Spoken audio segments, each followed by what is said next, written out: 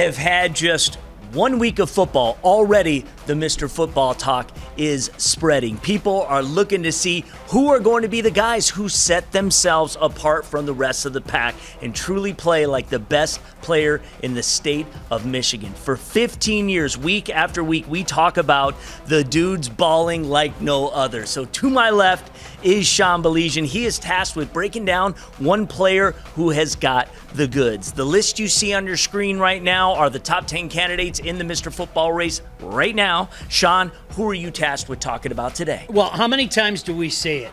Putting up big-time performances in big games is crucial to a spectacular like this. And that is exactly what Isaiah Marshall did last week in that thrilling 29-27 win over Cass Tech. Check this out. He threw for 3 scores, and then he scampered for the game-winning touchdown, a 16-yard run with only 54 seconds remaining to secure that win for the Warriors.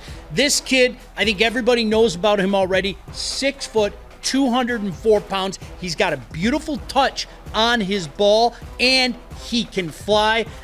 To me, it comes as no surprise that you saw people all over the place trying to get his services once he goes to the next level, but he is a commit in Kansas, and boy, I'll tell you what, Jayhawk Nation is going to be very happy with this kid, as Southfield A&T is right now. Just a huge performance in week 1, and Lorne, we talk about it every year, every week. We talked about it last week. Yeah. This is how you put your name out there. This is how you change the pecking order, so to speak, and Zeke came up big. No doubt. Isaiah Marshall has the highest 24/7 rating for a player going to Kansas since the running back Devin Neal, and he's been a Doak Walker National College Player of the Week multiple times, so they are very excited in Lawrence for the arrival of Isaiah Marshall. Now, Southfield has Clarkston this week, who'll be playing with the big chip on their shoulder after falling to Northville. The OAA White is not the toughest division in the state. I love that they schedule Clarkston, Cass Tech, and West Bloomfield as the majority of their non-division schedule. So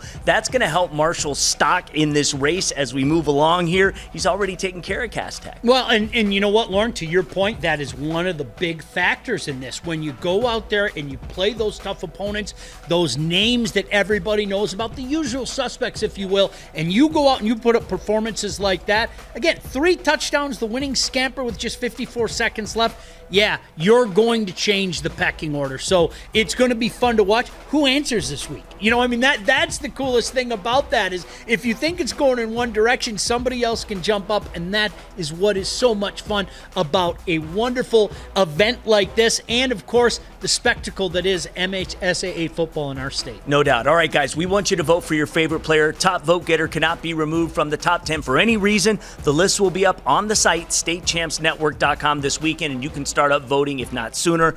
Will we have a shakeup next week? That's a great question. You know what? If guys, listen, if you play your way on, we have no choice but to put you on. And that's, I always say, no disrespect to guys on the list, but it's tough to keep a top 10. You got to earn your way on there, and you have to work to stay on there. That's the beauty of this. Stay tuned.